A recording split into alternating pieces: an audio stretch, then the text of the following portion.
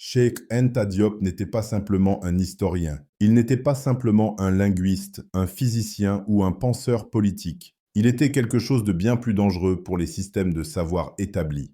Un intellectuel qui refusa de respecter les frontières épistémologiques imposées par le pouvoir colonial. Né en 1923 à Diourbel, au Sénégal, Diop grandit sous la domination coloniale française, à une époque où l'Afrique n'était pas seulement occupée militairement, mais aussi épistémologiquement. Le postulat dominant de la recherche européenne était sans ambiguïté. L'Afrique n'avait pas d'histoire digne de ce nom, pas de civilisation comparable à celle de l'Europe ou de l'Asie, et aucun héritage intellectuel autonome. Ce postulat n'était pas marginal.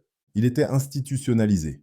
Lorsque Diop arrive à Paris à la fin des années 1940, il entre dans ce qui constitue alors le Centre mondial des études africanistes, un champ presque entièrement produit sans Africains. Il étudie la philosophie, l'histoire, la linguistique, mais aussi la physique et la chimie à la Sorbonne puis au Collège de France. Pourquoi la physique et la chimie? Parce que Diop avait compris quelque chose de fondamental. L'historiographie coloniale ne survivait pas parce qu'elle était convaincante, mais parce qu'elle était protégée de toute falsification. Les historiens européens de l'Afrique s'appuyaient largement sur l'interprétation des textes, la spéculation et des présupposés raciaux. Diop décida de les affronter sur un terrain qu'il ne pourrait pas aisément disqualifier, celui des sciences dites dures. Comme il l'écrivit, seule une méthode matérialiste fondée sur les sciences de la nature peut mettre fin aux querelles idéologiques autour de l'origine des civilisations anciennes. Ce choix allait définir toute sa trajectoire et son isolement.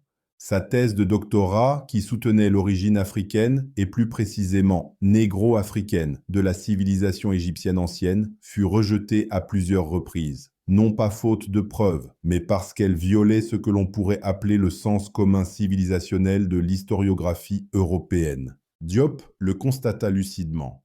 Ce qu'il refusait, ce n'était pas ma méthode, mais mes conclusions. Incapable d'obtenir un poste universitaire en France, Diop rentra au Sénégal, où il poursuivit son œuvre en grande partie en dehors des institutions académiques occidentales. Sa marginalisation ne fut pas accidentelle. Accepter ces conclusions aurait impliqué une réécriture fondamentale de l'histoire mondiale et une confrontation morale avec le colonialisme lui-même. Aujourd'hui encore, Diop ne concerne pas uniquement l'Afrique. Il concerne le monde entier, parce qu'il a montré comment l'histoire fonctionne comme un rapport de pouvoir, comment l'objectivité peut être racialisée, et comment ce qui se présente comme un savoir universel est souvent un savoir provincial déguisé en neutralité. Diop ne demanda jamais au monde sa validation, il lui demanda des preuves, et c'est précisément ce qui le rendit impossible à ignorer, même lorsqu'on tenta de le réduire au silence. Petite pause.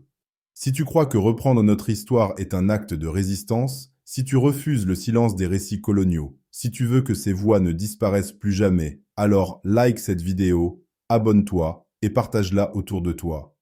Chaque geste, même petit, fait grandir ce mouvement. Chaque geste nous aide à transmettre notre mémoire, à défaire l'effacement, à briser le brouillard. Très bien. Revenons maintenant à notre histoire. Afin d'approfondir notre compréhension de Cheikh Anta Diop au-delà de ses théories et des controverses qu'elles ont suscitées, nous allons maintenant nous appuyer sur un portrait biographique extrait de Pan-African History de Hakim Hadi et Marika Sherwood.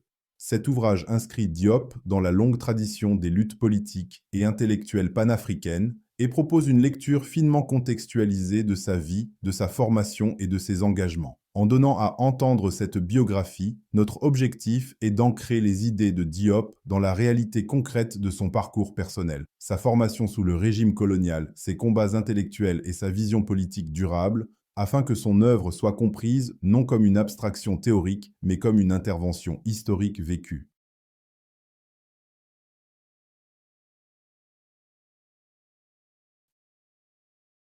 Cheikh Anta Diop, historien et homme politique, est devenu un auteur de renommée internationale sur l'histoire de l'Afrique. Il est surtout connu pour sa thèse sur l'origine africaine de la civilisation, pour avoir affirmé la centralité de l'Égypte ancienne dans l'histoire africaine, ainsi que son rôle fondamental dans le développement de la civilisation en Europe. Cheikh Anta Diop est né en décembre 1923 dans le village de Kéitou, près de Bambey, dans la région de Diourbel, au centre-ouest du Sénégal, alors colonie française. Il était le fils de Massamba Sassoum Diop et de son épouse Magatte Diop. Il reçut d'abord une éducation locale, à la fois coranique et occidentale, avant de poursuivre ses études secondaires à Dakar et à Saint-Louis. En 1946, il quitte le Sénégal pour s'inscrire à la prestigieuse Université de la Sorbonne à Paris, où il commence par étudier la philosophie, tout en entamant parallèlement ses propres recherches en linguistique. Diop arrive à Paris à une époque où la ville constitue un centre majeur de l'anticolonialisme et de l'anti-impérialisme, ainsi qu'un lieu de rencontre pour de nombreux militants issus des colonies françaises d'Afrique et des Caraïbes, où se sont développées les idées de la négritude. À partir de 1946, Diop devient l'un des principaux militants étudiants des mouvements anticoloniaux et panafricains parmi les étudiants africains en France. Il est membre fondateur, puis secrétaire général de 1950 à 1953 de l'Association des étudiants du Rassemblement démocratique africain, ARDA, branche étudiante du mouvement panafricain anticolonial francophone fondé à Bamako en 1946. Diop est également l'une des figures centrales de nombreuses autres organisations étudiantes panafricaines en France, notamment l'Association générale des étudiants africains de Paris, AGAP, fondée en 1946, avec pour objectif principal l'indépendance de l'Afrique vis-à-vis de la France. En juillet 1951, il contribue à l'organisation du premier congrès panafricain étudiant de l'après-guerre à Paris, auquel participe également la West African Students' Union, basée à Londres. De 1952 à 1954, Diop est aussi rédacteur politique et contributeur majeur de la publication mensuelle de l'ARDA, La Voix de l'Afrique noire. C'est à la fin des années 1940, dans la revue Présence africaine, publication influente que Diop contribue à fonder, qu'il expose pour la première fois ses idées afrocentrées sur l'origine africaine de la civilisation et sur l'importance de l'Égypte ancienne en tant que civilisation profondément africaine. Les idées de Diop exercent une influence considérable sur la pensée anticoloniale des étudiants africains francophones, sapant les idées racistes, alors dominantes, selon lesquelles l'Afrique serait dépourvue d'histoire, ainsi que la théorie coloniale française de l'assimilation. Dans le même temps, Diop commence à défendre la nécessité d'une fédération des États africains, du Sahara au Cap, condition indispensable selon lui pour établir et consolider l'indépendance de l'Afrique. Cette unité panafricaine reposait, dans sa pensée, sur une unité culturelle africaine profonde, ainsi que sur le rôle fondamental que la recherche historique et linguistique pouvait jouer dans son élaboration. Diop rédige sa thèse de doctorat sur l'origine égyptienne de la civilisation africaine, mais ses travaux sont rejetés par les autorités académiques françaises. Sa thèse est néanmoins publiée en 1955 sous le titre Nation nègre et culture par Présence africaine, puis en anglais dans The African Origin of Civilization, Myth or Reality en 1974. Dans ses premières années, Diop est fortement influencé par le marxisme et par la pensée d'Aimé Césaire. Toutefois, avec la publication de ses recherches et sa participation au premier et deuxième congrès des écrivains et artistes noirs en 1956 et 1959, il commence à asseoir une réputation internationale qui ne cessera de croître jusqu'à la fin de sa vie. En 1960, la Sorbonne lui décerne finalement un doctorat pour des travaux de recherche qui seront publiés plus tard en anglais sous les titres Pre-Colonial Black Africa 1987 et The Cultural Unity of Black Africa 1963. Dès 1966, Diop, aux côtés de W.E.B. Du Bois, est honoré par le premier Festival mondial des arts et de la culture noire comme l'écrivain ayant exercé la plus grande influence sur les peuples africains au XXe siècle. En 1953, Diop épouse sa femme française, Louise-Marie Mahès, mère de ses 4 enfants. Pendant un temps, il enseigne des matières scientifiques dans des établissements scolaires français avant de retourner au Sénégal en 1960. L'année suivante, il est nommé chercheur à l'Institut fondamental d'Afrique noire, IFAN, où il fonde l'un des premiers laboratoires de datation au carbone 14 en Afrique. Il y poursuit ses travaux visant à démontrer que l'Égypte ancienne fut la civilisation fondatrice des mondes africains et européens modernes. Parallèlement, Diop reste engagé politiquement et joue un rôle de premier plan dans plusieurs organisations, dont le Front national du Sénégal. En 1962, il est brièvement emprisonné en raison de ses activités politiques.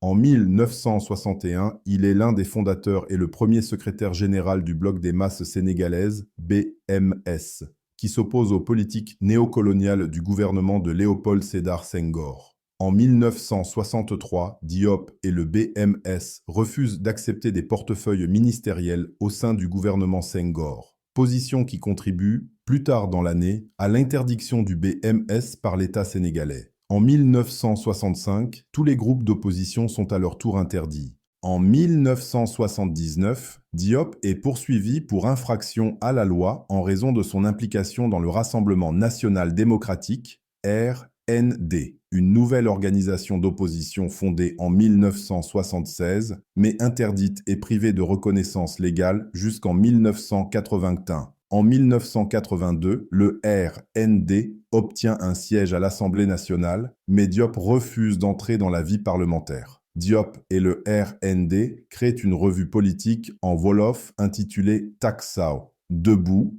destinée à critiquer le gouvernement sénégalais. La revue dénonce notamment la politique consistant à maintenir le français comme langue d'enseignement. Diop défend l'usage des langues africaines et en démontre la pertinence en traduisant en wolof la théorie de la relativité d'Einstein ainsi que d'autres œuvres étrangères.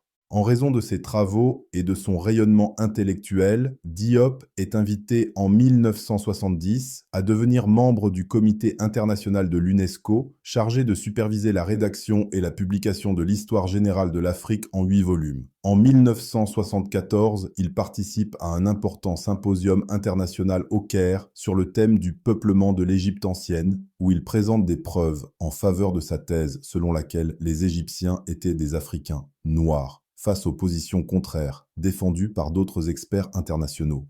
Par la suite, Diop est invité à de nombreuses conférences et colloques à travers l'Afrique, l'Europe et les États-Unis. La renommée et l'importance de Cheikh Anta Diop reposent principalement sur ses travaux consacrés à l'histoire de l'Afrique, pour l'essentiel issus de ses recherches menées dans les années 1950. Il cherche à démontrer que l'Égypte ancienne fut une civilisation africaine noire, essentielle pour comprendre le développement de la culture et de la civilisation sur l'ensemble du continent africain, où il identifie de nombreux traits communs. Selon Diop, l'histoire de l'Afrique noire restera suspendue dans le vide et ne pourra être correctement écrite tant que les historiens africains n'oseront pas la relier à l'histoire de l'Égypte. Dans le même temps, il considère l'Égypte ancienne comme un contributeur majeur au développement des premières civilisations grecques et européennes, affirmant que ce qu'il appelle le fruit moral de la civilisation égyptienne doit être compté parmi les acquis du monde noir. Selon sa perspective, le monde noir, loin d'être un débiteur insolvable, est le véritable initiateur de la civilisation occidentale que l'on nous exhibe aujourd'hui. Diop avance également, sur la base de sa lecture de sources arabes et européennes anciennes, l'hypothèse selon laquelle des Africains auraient traversé l'Atlantique à l'époque précolombienne. Bien qu'il ne soit pas l'initiateur de cette idée, Diop attire l'attention sur cette possibilité, incitant d'autres chercheurs, notamment dans la diaspora africaine, à approfondir ses recherches. Dans ses œuvres ultérieures, telles que Civilisation ou barbarie, une anthropologie authentique, Diop continue d'explorer certaines des grandes questions liées au passé historique de l'Afrique, notamment l'existence de lois régissant l'évolution et le changement social dans les sociétés africaines, les caractéristiques des États et des structures sociales africaines, ainsi que les débats autour d'un mode de production spécifiquement africain. L'œuvre de Diop insiste également sur l'importance du panafricanisme politique et économique. Il développe ses idées dans 2 ouvrages majeurs. L'Afrique noire précoloniale et les fondements économiques et culturels d'un État fédéral d'Afrique noire, 1984. Selon Diop, la redécouverte du véritable passé des peuples africains devrait contribuer à les unir tous, du nord au sud du continent. Son écriture se présente ainsi toujours comme une contribution à la résolution de problèmes politiques concrets, notamment en sapant les fondements théoriques des idéologies impérialistes concernant l'Afrique et les Africains. Diop estimait que la négation de l'histoire et des accomplissements intellectuels des Africains noirs constituait un meurtre mental, ouvrant la voie au génocide physique en Afrique. Il en concluait qu'une compréhension scientifique de la culture égyptienne et de sa centralité pour l'Afrique constituait la condition nécessaire à la construction de sociétés humaines modernes et à la rénovation de la culture africaine. Sa conviction selon laquelle, dans l'Antiquité, le savoir avait circulé de l'Afrique vers l'Europe, l'amenait également à affirmer que les Africains devaient puiser non seulement dans leurs propres traditions, mais aussi dans le patrimoine intellectuel commun de l'humanité. Dans ses derniers travaux, Diop revenait constamment sur le lien entre l'histoire et les problèmes politiques contemporains, notamment sur la nature et l'histoire des luttes de classe et des révolutions sur le continent africain. Cheikh Anta Diop est décédé d'une crise cardiaque le 7 février 1986 à Dakar. Si cet épisode t'a éclairé, ému ou révolté, nous t'invitons à liker, partager et t'abonner. Chaque geste aide ces voix, ces histoires, ces vérités à voyager plus loin. La connaissance est un champ de bataille et tu fais partie de ce combat. Merci d'avoir écouté. On se retrouve dans la prochaine vidéo.